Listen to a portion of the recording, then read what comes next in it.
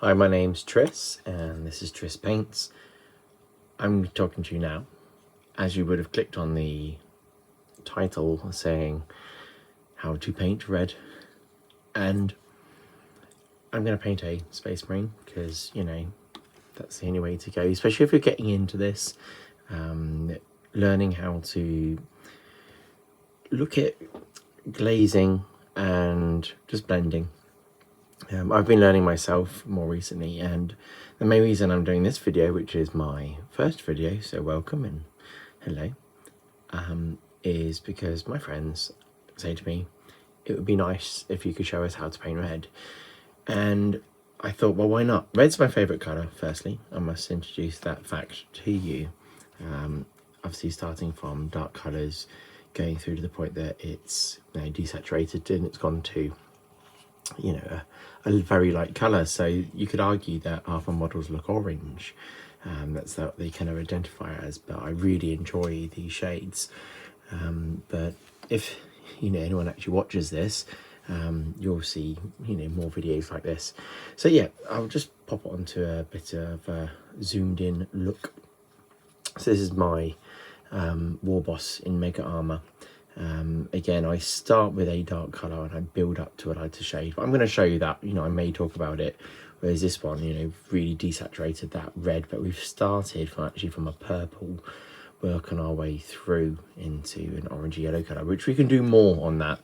I think we'll be focusing more on this kind of look. I've gotten this CSM model here, a Dark Apostle this one is. I haven't finished it, but I started it ages ago and then I moved on to a different army. The other kind of reds that I enjoy is this model here. Is one of my Emperor's Children models. If you're wondering what it is, a Havoc body with various 3D printed bits and conversion, guitar string, whip, got a blade there, which is really good fun. Yes, I kind of start on a more of like a medium red and bring it up through to orange and try and make that vibrant. And then you can have it a bit more subtle, like you have here on Gazcold Thracker. We've got our yellow popping highlights on the edges, but we don't get too bright before that. So this identifies more as red on this one, whereas on the Orc Truck, again, you can see it's more orangey here because I've had so much fun. The common kind of colour there that's dominating your view is orange, but I'm going to go for that more reddy colour. We can do this maybe on another video. But if you like what you see, stay tuned for other videos because I might do a bit more of this. Please let me know in the comments and I'll do a bit more of that. I've got this kind of handout model. Many of you have seen this classic looking marine. So we're going to use this because I don't actually have a use for it. It's an intercessor and I'll put it together quickly. It's one of the push fit ones, but generally I like to glue them together properly. I'll base coat it, then use my airbrush to actually put my kind of black coat on it. So I've got a bit of a consistent coat in it, but basically all you'll have to do is you primer it black, let's say, but my shade's going to probably end up being purple. So this is primed in black and then purple over the top. So I primed it actually white because I didn't have any black on me, so I used some Vallejo black here. And then to do the purple over the top, I did a very thin coat to kind of change the tone with this Hex Legend by Vallejo. So that's what we've used there. Done the faces. I've actually done some extra heads because I don't know which one I want to put on at the moment. Yeah, that's one from my Blood Angels Forge Roll bit. That's one of the option heads for Forge Roll, and that's the head that came in the model. And I've left the arm separate as well, so we can just work on that maybe, well, as the word says, separately. As for the base, we've gone for a traditional base. This has just been primed brown. I'll dry brush this and actually stick the model to it, and we'll be able to work on the model with it attached to the base. This is my wet palette. It's a really useful box, flipped upside down, and I put kitchen roll in, a number of layers of it, and then you put water on and it kind of, you know, it's wet. And then I've got some of the Army Painter sheets, the wet palette sheets.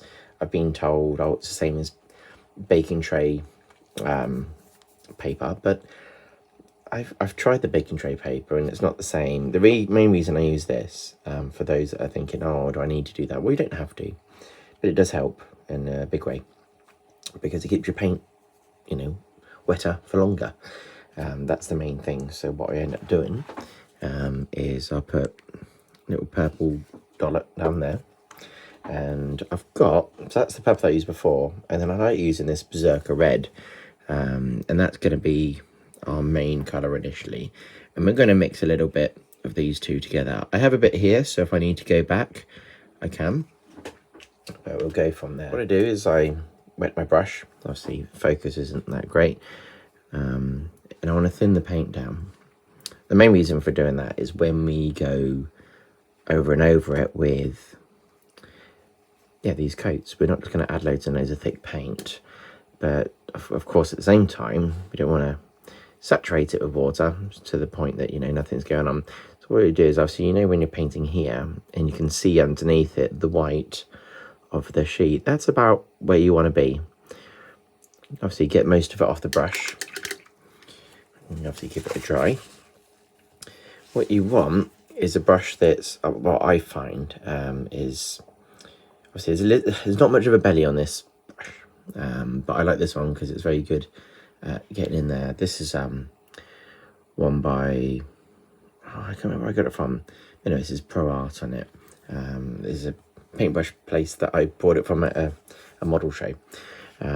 Basically what I do, I lick with my mouth, create a point, which you can't quite see because again it's out of focus, and I load a bit up with the brush. And how much have I got on the brush? I don't know if I do that, that will help. Come on, get a focus there. Anyway, half of it has got it on there, because what we want to do is have it draw out of the paintbrush as it goes on, but we don't want to create puddles. So what we'll do now is we'll go excitedly to this next stage. So what I want to do, and I'm doing this through the camera, is I'm not going to start at the bottom. So we're just going to build up a gradient. So we're just going to run to the top. We're going to leave the bottom alone. What I normally do when I do this is I'll have more of a black primer, but recently I've enjoyed going to purple. Don't overthink all these steps, because you can always go back over and paint things purple again or black, or whichever your base colour is. This takes some time if you want to do this process, but you know, work your way around, do whatever you find interesting. The biggest thing with painting is it can be stressful. So working from the bottom with the brush to the top, so the pigment that's being carried by the medium and the water ends up more towards the top. The hope is when this dries, it will only be a subtle gradient change. So same as down here. So we're going to touch the bottom of here. We're just going to run up to the top, and I just make sure that it's been pushed to the top. You see it's shiny there, it's carrying all of that pigment there. I'm no wonderful painter in regards to, you know, where to place everything properly, but just go with what feels right, and you shouldn't be too far off.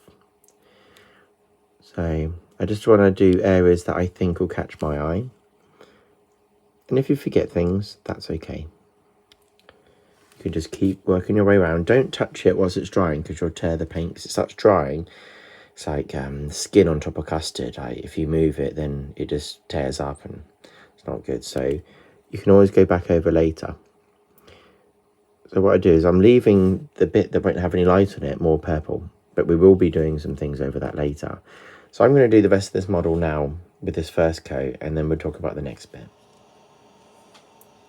Now you'll see where I've applied the red, and it actually looks like a just, is it going to like a more of magenta-y purpley type colour, but that's fine. I'm going to go back over, and with the same brush and the same paint and the same thickness of paint, we're going to start more at the bottom now and work our way up to the top. What that means is the layer that's already down, its coverage, its pigment, will group up a bit more. And we'll end up having, so I'm doing this on camera, so it's always tricky. I've watched so many paint videos, always impressed with people painting on camera.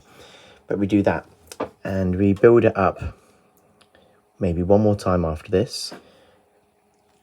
And yeah, that'll probably be it with this colour. So I'm going to do the rest of the model again, and we'll see how that looks. The next paint I'm going to use is one of my favourite paints, and this is where you need to be a bit more patient. So I used the Duncan Rhodes Berserker Red before, but I'll be doing a little bit of a mix where I tone up this colour with some of this. But if you aren't as patient, I would recommend using the Duncan Rhodes Demon Red. It will work. It's quite creamy, it's good pigment, and it's actually quite a jump up to the colour that we're talking about. I'll start with this one anyway. I'll be working on this model, as you know. So you'll see a bit of a contrast change. Well, not contrast, but, you know, shade change. And, yeah, I'll see how it goes. I'm going to play it by ear as I go. And if it is going too far the wrong way and I'm not happy with it, you can always put the darker tone back over it and filter the colour like down so it's not so bright. So again, it's nice and thin, so when it goes on, it's not kind of leaving this permanent hard mark that's hard to get rid of. So it's just like we did on the other colour. We're just going to add it up more to the top. Maybe some of the sphere, we come around more towards the middle here. But we do exactly what we did before, where we do it here, let that all dry, we go back over, and we start more from down here and push up. I've mixed the two colours together that I talked about, and it will make a tonal difference that I think you'll like.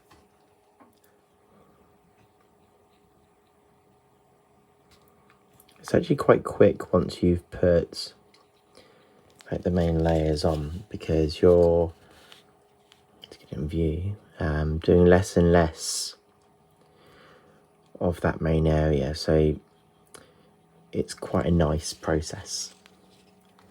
I find this all very peaceful as well. I used to find it a little bit stressful, but it's all right. If you're unhappy with the amount of purple that's shown through, you can always do your priming coat, or when you add your paint, have like a more of like this Berserker Red mixed with the purple, so it's not so strong. But for me, right, when you look at it from a distance, you don't spot the purple as much because it just looks like shadow. And what we want to do is have a high contrast. So this paint's a bit thick here. If you find the paint's a bit thick and you're unhappy, just wet the brush and then just work that into it, so we can just thin that paint out a bit more.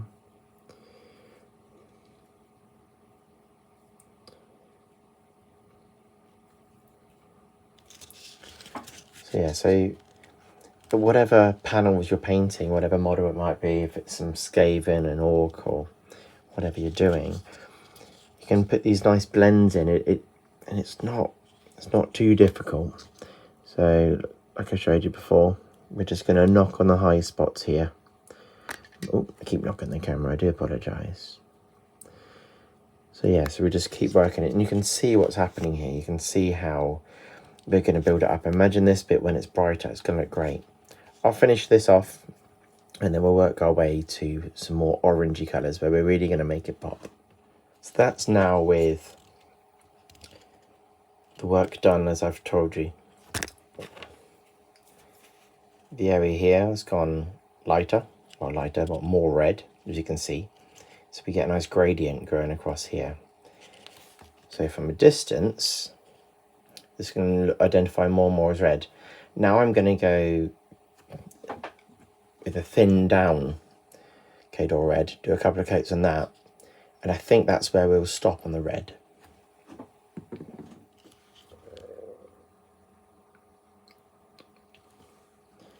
Now just this colour looks very bright, The one thing you don't want to do is have like the pools like I've got here. So I just gonna make sure I don't have just too much. So just don't get too much on the brush, and just work all the areas that are at the top. Any little edges, even just touch down anywhere that you think would be a highlight. This is where we're going to come in here, and this is where it will really start popping.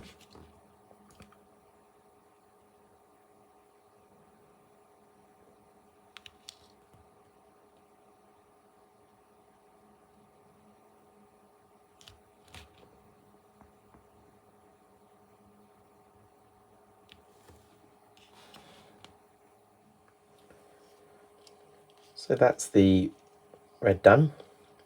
As you can see, it pops really, really well. Really, really pleased with that. Makes me want to paint all my guys like that, but it takes a bit longer than doing just painting something red. It's had no shades put on it, as in like the washes.